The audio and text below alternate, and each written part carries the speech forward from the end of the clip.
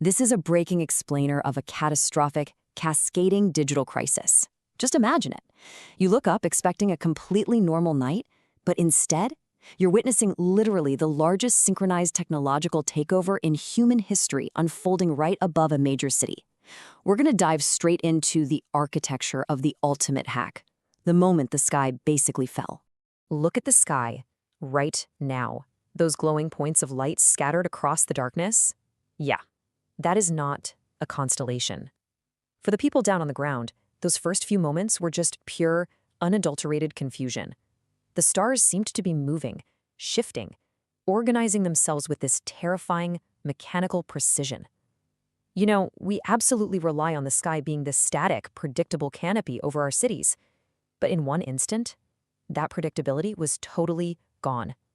Those strange, synchronized lights hovering above the city were not stars. They were hijacked hardware, a massive coordinated mesh network that just spawned out of thin air. 50,000. 50,000. That's the staggering number of individual, automated nodes that were compromised simultaneously. In a single heartbeat, 50,000 ordinary delivery drones were hijacked.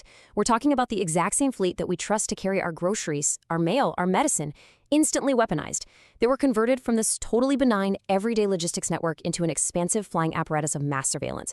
The very infrastructure built to serve the city was literally weaponized against it in a fraction of a second. So you've got this harmless, super efficient delivery fleet, right? Well, it was instantly rewritten. The hacker managed to orchestrate all 50,000 units to position themselves high up in the atmosphere, locking into absolute perfect alignment. They definitely weren't dropping packages anymore. Instead, emitting this synchronized, intense light, they formed a giant, glowing QR code right in the sky. I mean, just think about the sheer computational bandwidth and the insanely precise geographical coordination required for that. To take a scattered fleet and turn it into a singular, scannable, atmospheric billboard, it completely, fundamentally rewrote the physical space above the city. And then, the escalation. It was disastrous, and it was instantaneous. Second one. The glowing atmospheric code triggers basic human curiosity. I mean, the code was simply too massive to ignore, right? So the city scanned it. Second two. The trap snaps shut. Boom. Every single classified government document leaks to the public instantly. Decades of tightly kept secrets just gone in a millisecond. Second three. Law enforcement is scrambling. They're frantically attempting to jam the signal to sever the connection between the drones and whatever maestro is pulling the strings. It was a literal digital race against time, playing out in real time right above millions of terrified citizens' heads. But here's the thing. When the police initiated their signal jamming protocols, the hacker had already anticipated it. The compromised drones immediately locked into what we call an orbital shield. Now, this wasn't just some physical wall of drones. It was a highly complex, self-reinforcing mesh network. They actually interlocked their signals to block and absorb all of the police's jamming attempts. The hacker had engineered an impenetrable, floating firewall right over the city, rendering law enforcement entirely powerless. They couldn't touch it. So let's be clear. This wasn't just a simple test of a firewall or some temporary disruption of your local delivery services. No, this was an aggressive, undeniable declaration of cyber warfare. Quote, "The digital sky no longer belongs to them," end quote.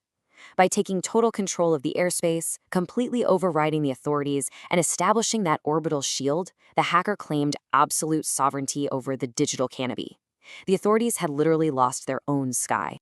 Now, while this insane high-tech chess match is raging in the atmosphere, the ground-level fallout was just absolute chaos. Panic absolutely flooded the streets, and the swarm, it didn't even stay static.